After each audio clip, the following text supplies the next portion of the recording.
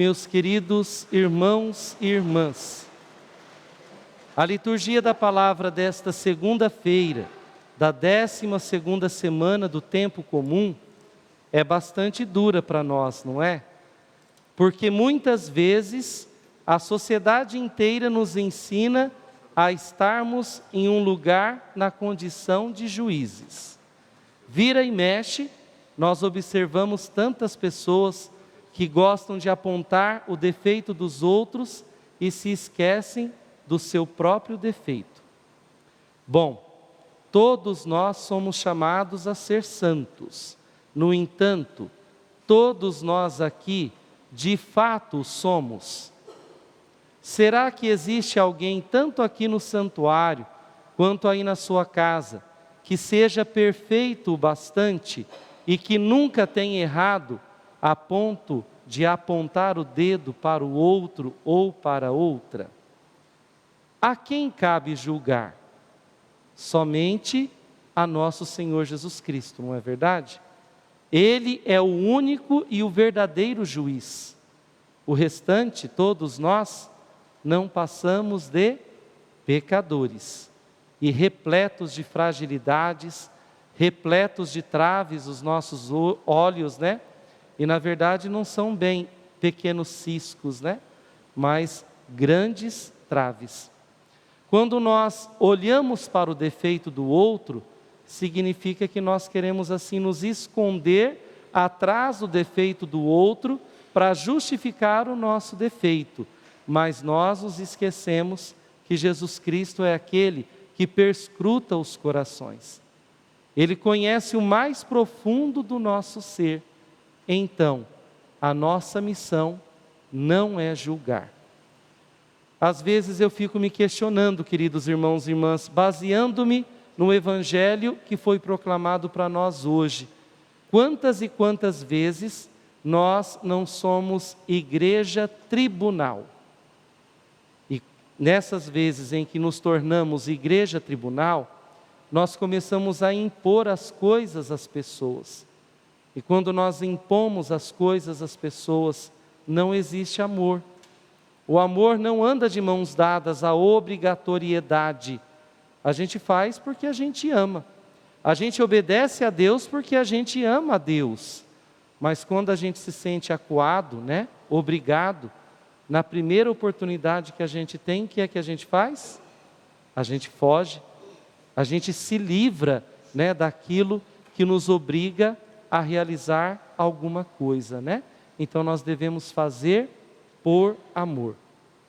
O que é que tem a ver a primeira leitura de hoje, tirada do livro do Gênesis, com o evangelho que acabamos de proclamar? A saída de Abrão, né, lá de Ur para a missão, né, que recebeu a bênção de Deus para a missão, o que é que tem a ver com o julgamento? A princípio parece que nada tem a ver, né? No entanto, Abrão foi assim convocado e convidado por Deus para sair de si. Os nossos bispos e também o nosso Papa não têm nos ensinado que nós devemos ser uma igreja em saída? Também deve deixar de ser ensimesmada, sair de si, do egoísmo que muitas vezes nos faz criar, né, a redoma, né, que olha somente para nós mesmos, para olhar com misericórdia e acolhida para o outro. Qual é a medida a que Jesus nos convida a medir as outras pessoas? A medida do acolhimento e da misericórdia. Deus é extremamente misericordioso e a misericórdia produz amor. E aí quando nós amamos, nós obedecemos. Concordam comigo? Quando nós amamos, nós obedecemos. Olha que grande graça. Nós sairmos de nós mesmos, de dentro de nós mesmos, para poder acolher o outro, inclusive com o seu próprio defeito. Nós sabemos que todos têm defeito. Mas quando nós acolhemos o outro, mesmo com o seu defeito, a gente começa assim a ter oportunidade para aconselhar, para ensinar, para orientar, jamais para julgar. Esses verbos no infinitivo têm significados diferentes: para aconselhar, para ajudar, para orientar, jamais para julgar. Então a pergunta que não quer calar: o que é que nós andamos fazendo por aí? Quando nós olhamos, por exemplo, para aqueles que se tornam como que pecadores públicos, eu quero lembrá-los que o fato do nosso pecado ser diferente do pecado do outro, não significa que não seja pecado, não é verdade? Continua sendo pecado. Nós não temos o direito de julgar, mas temos o dever de acolher. Bom, a misericórdia e a acolhida tem tudo a ver com a apatia. Já ouviram falar nesta palavra? Apatia. Bom, ela tem a ver também com compaixão. O que é compaixão? Compaixão significa sentir com, colocar-se no lugar do outro. Meus queridos irmãos e irmãs, se nós tivéssemos mais compaixão no nosso convívio cotidiano, a nossa sociedade seria muito diferente. A maioria dos problemas relacionais, das confusões, elas acontecem por falta de compaixão. Porque as pessoas acabam com que se tornando incapazes de se colocar no lugar do outro ou da outra. Bom, hoje, celebrando esta Santa Missa, nós somos convidados a nos colocar no lugar de Jesus. Mas como assim, Padre? Nos colocar no lugar de Jesus? Jesus teve algum defeito? Teve algum pecado? Para que, de repente, a gente possa acolhê-lo? É claro que não. Mas nos colocando no lugar de Jesus, nós poderemos assim nos questionar: o que é que Jesus faria em meu lugar? Ou se Jesus estivesse em meu lugar, perante um defeito, ou um problema, ou uma trave que está no olho do outro, o que é que Jesus faria? Aqui eu me recordo daquele momento em que Jesus disse: eu não vim para condenar o mundo, mas vim para salvar o mundo. E nós estamos inseridos neste mundo. Nós também devemos colaborar com a salvação das pessoas.